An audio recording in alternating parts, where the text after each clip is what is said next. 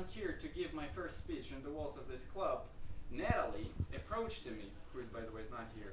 Natalie approached to me and told me, "It's gonna be an icebreaker speech. You're gonna have to tell us about yourself."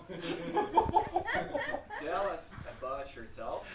The last time I tried to answer that question was during a meeting with my girlfriend's parents. The ex-girlfriend's parents. That's why they understand my concerns. It's not the best topic for me.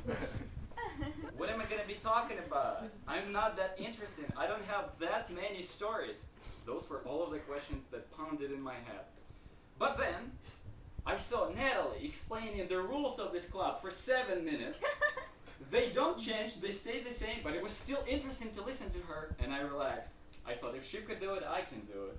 And that's when pretty much all of my fears came away. So what can I tell you about myself? First of all, as I have just shown you, I can be brave sometimes. Also, I like food. And what happens when you combine bravery and what happens when you combine bravery and food?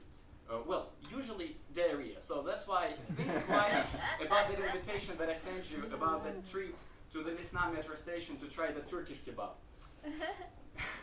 Yeah, I'm looking at you. Okay. What else can I tell you about myself?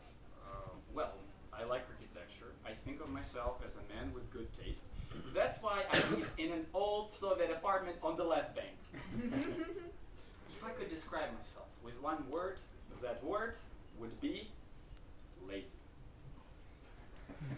And believe me, it takes a lot of work to stay lazy. At schools, we're always taught, if you work hard, you will be successful and happy. But I've never seen a person who works hard happy. In fact, unless that person is employed by the Brothers Corporation, but that's a completely different topic.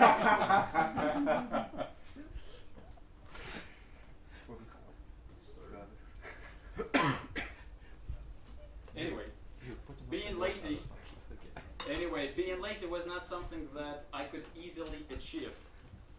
It's a skill you must learn.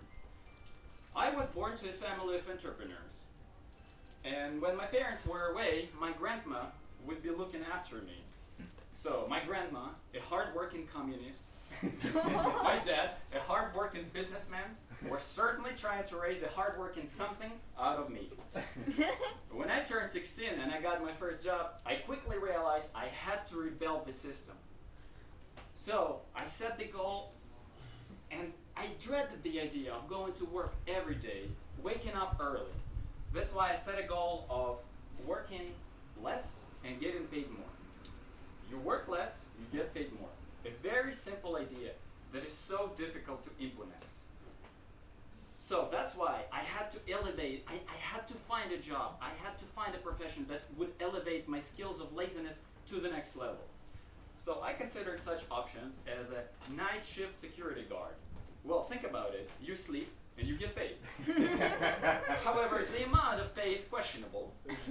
That's why I also looked into being a wine sommelier. You know, this guy who tastes wine and tells you if it's worth any of your attention. The issue with that is I don't really like alcohol, and I will need my liver for those trips to the Dnipro metro station. And that's when I discovered management. Especially, I was attracted to this profession after reading the book of Lazy Manager, Good Manager. The whole idea is that a good manager is not noticeable in the office or in the process because the workflow is so well set up that there is no need for the manager's involvement. And that's when I realized I could really do it. I could really be a good manager.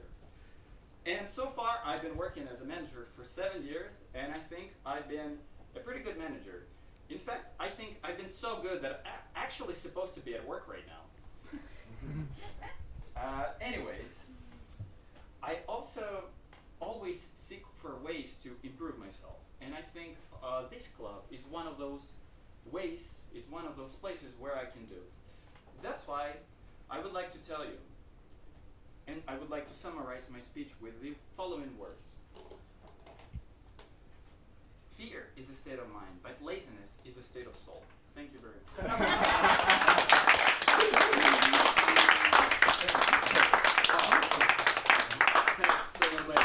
practice speech.